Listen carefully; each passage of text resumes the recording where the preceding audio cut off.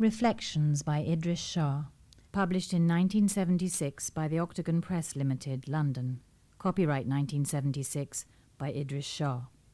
This unabridged recording of Reflections was produced and published in 1997 by arrangement with Idries Shah. Neither this recording nor any part thereof may be reproduced or used for any purpose without prior written authority from the estate of Idries Shah. This book is read by David Wade. Reflections by Idries Shah. Forward. Once upon a time, not so very long ago, a certain building was infested by mice.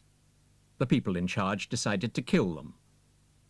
One night they put down mouse-killing poison, but the next morning the poison had been eaten. "We shall change the type of poison," the people said, and they made another attempt. But this second lethal dose the mice also ate happily, and left signs that they were thriving on their new diet. It was decided to use old-fashioned, spring-operated mousetraps. These were baited with succulent cheese to tempt the poison-proof mice. But the mice refused to touch the cheese. One of the mouse catchers now had an inspiration. He thickly coated the cheese in the traps with poison. Perhaps the mice have developed a liking for poison. It may even be doing them good, he reasoned. The new plan was put into operation late one evening. The following morning, the spring traps were full of strong and healthy mice. From this story could be extracted all kinds of morals and teachings, but it is quoted here because it is absolutely true. Do you imagine that fables exist only to amuse or to instruct and are based upon fiction? The best ones are delineations of what happens in real life, in the community, and in the individual's mental processes. The ambitious rats. Once upon a time, there were some rats. Nothing remarkable happened to them until they started to develop ambition. Their ambition took the form of wanting to be much, much bigger than they were at the time. Almost all their activities began to be directed towards this end. In the course of time, they started to breed as larger and larger rats. The first noteworthy event in their history was when men, realizing that these rats were large enough, began to hunt them for their skins.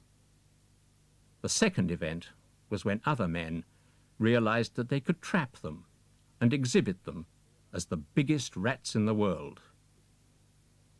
The third important event will, no doubt, be reported to you when it takes place.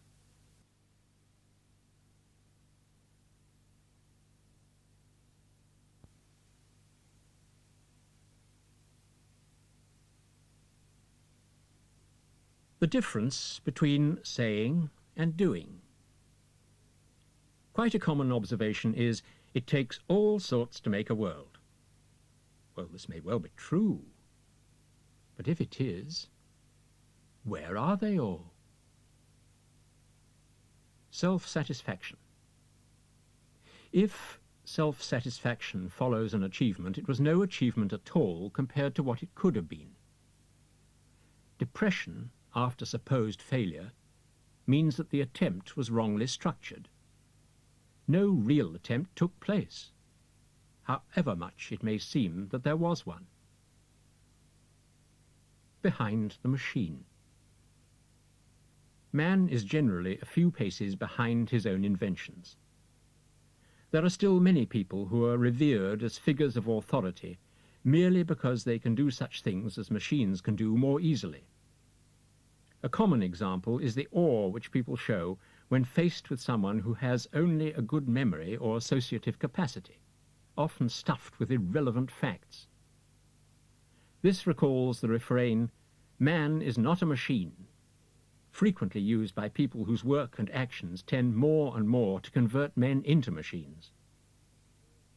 It is no accident that those cultures which most strongly and often affirm the value and individuality of man are the ones which do most to towards automatizing him. Good and bad. There is no philosophical teacher nor system which will tell you to do other than good. You will probably be advised to strive against what is bad. This is the first lesson, of course. But one should want to go beyond. The succeeding lessons are not taught by inflexible principle, nor by ordinary cultivation, nor by standardized exercises. The succeeding lessons are all on what is good and what is bad in the successive stages of a person's life, in the different epochs of a culture, in the various expressions of a teaching. You can only learn this from the exponents of a contemporary school, rooted in the most ancient past, expressing this in institutions designed to be effective. These are not made for attraction value, nor for the robustness of the vehicle. Your problem. I have heard all that you have had to say to me on your problems. You asked me what to do about them. It is my view that your real problem is that you are a member of the human race. Face that.